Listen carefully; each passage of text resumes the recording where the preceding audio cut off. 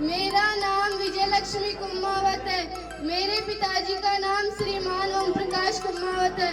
मेरी माताजी का नाम श्रीमती मीरा देवी है।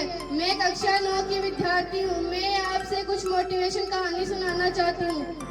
बहुत समय पहले की बात है। सुदूर दक्षिण में किसी पृथ्वी राजा का राज्य था। राजा के 3 पुत्र थे। एक दिन राजा के मन में आया कि पुत्र को कुछ ऐसी शिक्षा दी जाए कि समय आने पर वो राजकाज संभाल सके। इसी विचार के साथ राजा ने सभी पुत्रों को दरबार में बुलाया और बोला, पुत्रों, हमारे राज्य में नाशपति का कोई वृक्ष नहीं है। मैं चाहता हूँ तुम सब चार महीने के अंतराल में इस वृक्ष की तलाश में जाओ और पता लगाओ कि वो कैसा दिखता है। राजा की आज्ञा पाकर तीनों पुत्र बारी बारी से गए और वापस लौट आए। सभी पुत्रों के लौट आने पर राजा ने पुनः सभी को दरबार में बुलाया और उस पेड़ के बारे में बताने को कहा। पहला पुत्र बोला, पिताजी, वह पेड़ तो बिल्कुल टेढ़ा मेढ़ा और सूखा हुआ है। नहीं, वो तो बिल्कुल हरा भरा था, लेकिन शायद उसमें कुछ कमी थी क्योंकि उस पर एक भी फल नहीं था। दूसरा पुत्र ने पहले के बीच में ही रोकते हुए कहा। फिर तीसरा पुत्र बोला, भैया, लगता है आप भी कोई गलत पेड़ देख आए, क्योंकि मैंने सचमुच नाशपति का पेड़ देखा और वह बहुत ही शानदार था और फल से लदा पड़ा था। और तीनों पुत्र अपनी अपनी बात को लेकर आपस में विवाद करने लगे। तभी राजा अपने सिंहासन से उठे और बोले, पुत्रों, तुम्हें आपस में बहस करने की कोई आवश्यकता नहीं है। दरअसल तुम तीनों ही वृक्ष का सही वर्णन कर रही हो। मैंने जानबूझकर तुम्हें अलग अलग मौसम में वृक्ष खोजने भेजा था और तुमने जो देखा वो उस मौसम के अनुसार था। मैं चाहता हूँ कि इस अनुभव के आधार पर तुम 3 बातों को किसी चीज के बारे में सही और पूर्ण जानकारी चाहिए। तुम्हें उसे लंबे समय तक देखना प्रताड़ना चाहिए और फिर चाहे वो कोई विषय हो, वस्तु हो या फिर कोई व्यक्ति न हो। दूसरी, हर मौसम का एक सा नहीं होता। जिस प्रकार वर्ष मौसम के अनुसार सूखता है, हरा भरा या फलों से लदा रहता है, उसी प्रकार मनुष्य के जीवन में भी उतार चढ़ाव आते रहते हैं। अतः अगर तुम कभी बुरे दौर से गुजर रहे हो तो अपनी हिम्मत और धैर्य बनाए रखो, समय अवश्य बदलता है। और तीसरी बात, अपनी बात को ही सही मानकर उस पर अड़े मत रहो। अपना दिमाग खोलो, दूसरों के विचार को भी जानो। यह संसार ज्ञान से भरा है, चाहे कर भी तुम अकेले सारा ज्ञान अर्जित नहीं कर सकते। इसीलिए भ्रम की स्थिति में किसी ज्ञानी व्यक्ति से सलाह लेने में संकोच मत करो। धन्यवाद। नाम योगेश सैनी है। मेरे पिताजी का नाम श्रीमान गौरी शंकर सैनी है। मैं आपसे कुछ प्रश्न पूछना चाहता हूँ। बाणगंगा मेला कौन से जिले में आयोजित होता है? प्रश्न है, बाणगंगा मेला कौन से जिले में आयोजित होता है? प्रश्न है, बाणगंगा मेला कौन से जिले में आयोजित होता है? आंसर शाबाश, जयपुर में। नेक्स्ट। विद्या की देवी सरस्वती की पूजा किस त्योहार पर की जाती है? प्रश्न है कि विद्या की देवी सरस्वती माता का कौन से पर्व पर पूजा की जाती है? विद्या की देवी सरस्वती की पूजा कौन से पर्व पर की जाती है? हाँ, साक्षी।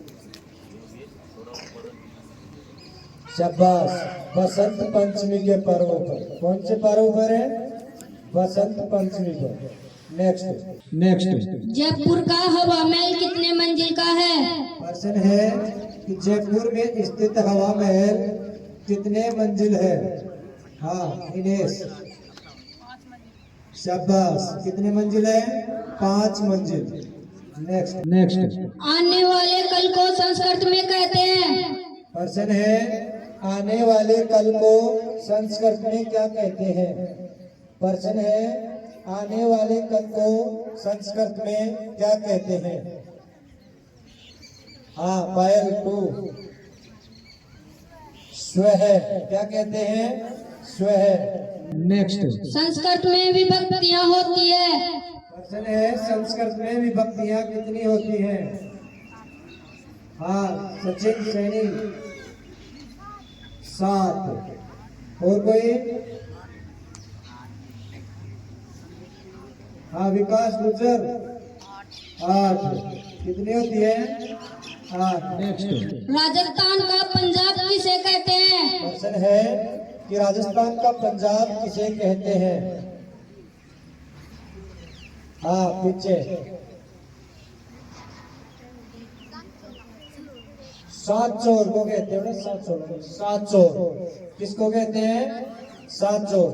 सर्वप्रथम राजस्थान उच्च न्यायालय की स्थापना कहाँ की गई थी? प्रश्न है कि सर्वप्रथम राजस्थान उच्च न्यायालय की स्थापना कहाँ की गई थी?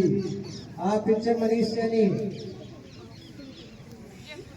जयपुर में। और वर्तमान में कहाँ स्थित है? कौन बताएगा? हाँ आर्यन श्री माधोपुर में। और कोई? हाँ कौन बताएगा? शाबाश। वर्तमान में राजस्थान उच्च न्यायालय कहाँ है? जोधपुर में। और पहले कहाँ स्थापित किया गया था? जयपुर में। नेक्स्ट। गुब्बारे की अंग्रेजी मीनिंग होती है? प्रश्न है गुब्बारे की मीनिंग क्या होती है? मीनाक्षी। बैलून। क्या होती है? बैलून। नेक्स्ट। गणेश चतुर्थी कब मनाई जाती है? प्रश्न है गणेश चतुर्थी किस तिथि को मनाई जाती है? हाँ हिनेश।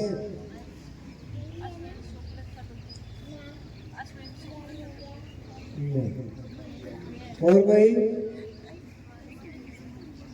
हाँ विजय लक्ष्मी।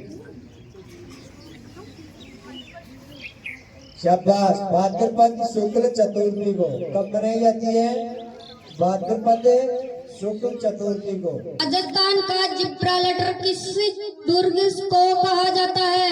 प्रश्न है कि राजस्थान का जिब्राल्टर किस दुर्ग को कहा जाता है? प्रश्न है राजस्थान का जिब्राल्टर किस दुर्ग को कहा जाता है? हाँ कानाराम तारागढ़ दुर्ग। नितिन बताएगा कहाँ स्थित है? कहाँ स्थित है?